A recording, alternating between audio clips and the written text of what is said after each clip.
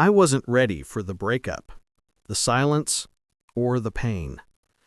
But life had a twist waiting for me, one that proved even broken hearts can find new beginnings.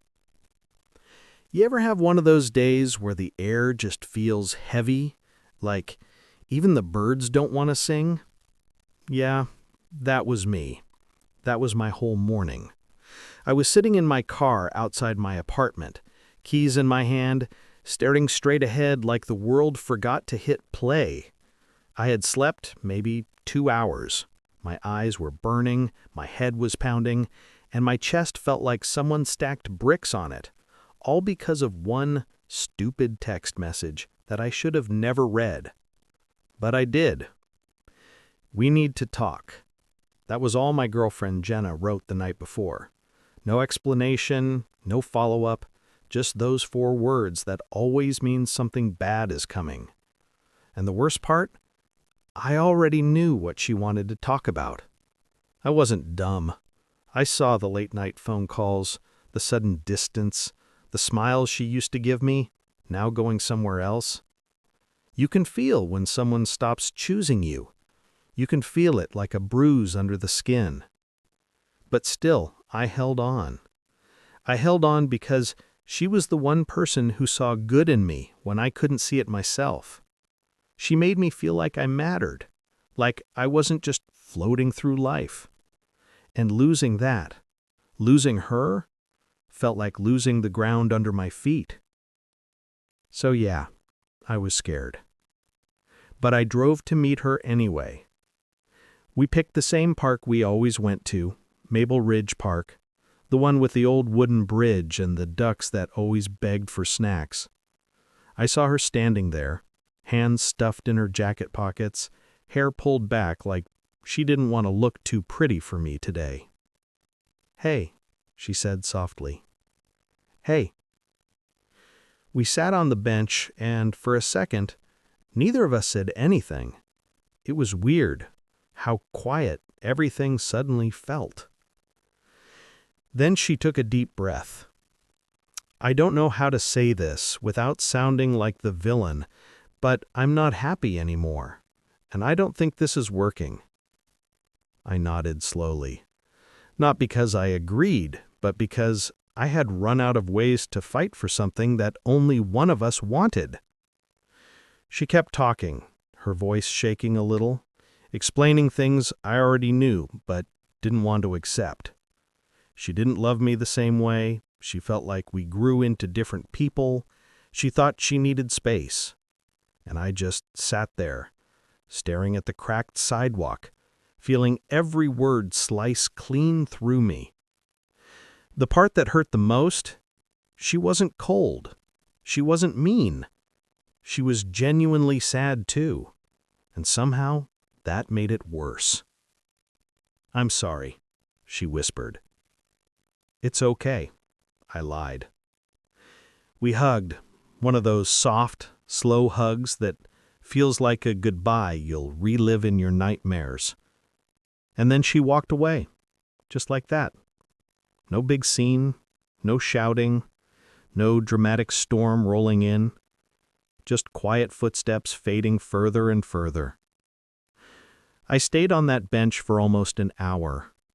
I watched kids run around, watched a dog chase its own tail, watched a little girl drop her ice cream and burst into tears until her mom scooped her up and promised a new one.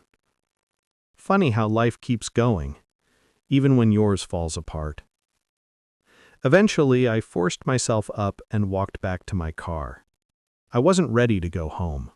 I wasn't ready to sit in the silence we used to fill together. So, I just drove.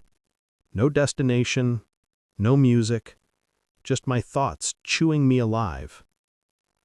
Heartbreak is loud like that, even when the world isn't. I didn't know it then, but that day, the day I swore everything broke, was actually the day something else quietly started fixing inside me. But that part came later. I didn't sleep my next few nights, or the next few after that. Breakups don't hit all at once. They hit in waves.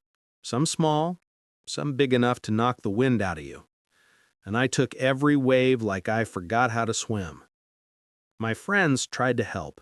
They dragged me out for Berbers, for basketball games, for late-night drives.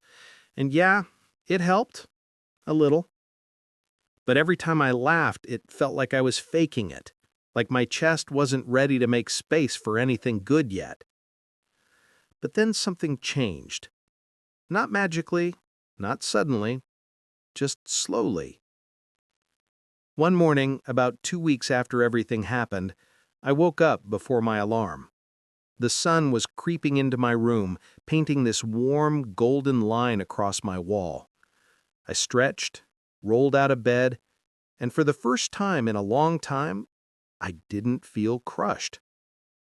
I wasn't okay, but I wasn't drowning either. So I made myself breakfast, like a real one, not cereal or chips. I threw on some clothes and decided to go for a walk. The air was cold, crisp, and smelled like the start of something. I ended up back at Maple Ridge Park, without even planning it. Funny, right? I walked past the bench where everything ended. And yeah, it stung. I felt that familiar ache in my chest. But it wasn't sharp anymore. More like an old bruise being touched. I kept walking until I got to the wooden bridge. Someone had left birdseed on the railing, and a bunch of ducks were crowding around. I couldn't help but smile. Those same greedy ducks probably thought I brought snacks. That's when I heard someone beside me say, "They're going to steal your hat next." I turned. It was a girl about my age, maybe a little younger. Warm brown eyes, hoodie on, hands in her pockets like the weather didn't bother her. "I wouldn't put it past 'em," I said, smirking. She laughed. A real laugh. Light, easy, not forced. And for the first time since the breakup, I actually felt mine. We talked. Not like strangers, not like two people trying to impress each other, just naturally. She told me her name was Aubrey. She came to the park to sketch animals. She held up her notebook, and sure enough, there was a little doodle of a duck that looked both adorable and slightly evil. I don't know what it was, her timing, her smile, her calm energy, but she made the heaviness in my chest feel lighter. Not healed, just lighter.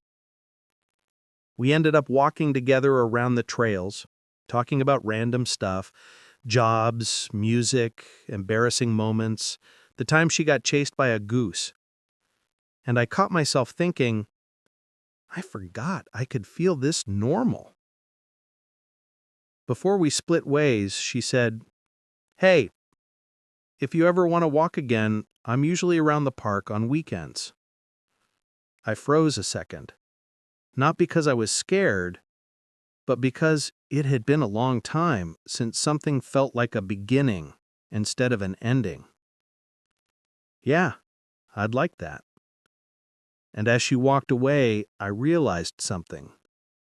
Life doesn't just hand you new chapters. Sometimes it waits for you to stand up, take a breath, and turn the page yourself. I didn't fix overnight. I didn't forget everything. But I started to heal. One morning at a time. One conversation at a time. One small, unexpected smile at a time. And that's the thing about heartbreak. It doesn't just break you. It rebuilds you in ways you don't even see coming.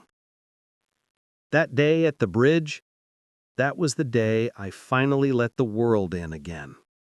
And honestly, it felt good to breathe.